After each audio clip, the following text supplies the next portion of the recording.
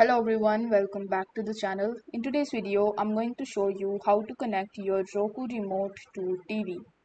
So in order to do it, you just have to put your Roku streaming device into pairing mode in one of the two ways from the settings menu or by restarting your streaming device. In order to enter your pairing mode from the settings menu, if you have the Roku mobile app installed or another Roku remote that works with your streaming device, use the following steps to put your device into the pairing mode from the settings menu. First, you need to press the home button on your working remote or from the Roku mobile app, then scroll and select settings. After that, you need to select remotes and devices. Now select add devices, then select remote and then you need to press continue. After that, you need to follow the on-screen instructions in order to pair your voice remote. You can even go through this image to follow these instructions.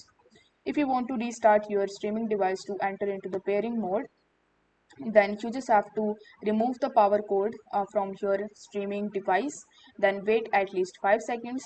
Now reconnect the power cord. Once you see the home screen, follow the steps in the next section to put your voice remote into pairing mode and complete the pairing process with your streaming device. So these are some of the steps that you need to take in order to connect your Roku remote to TV. I hope this video was helpful, and if it was, then don't forget to like the video and subscribe to the channel.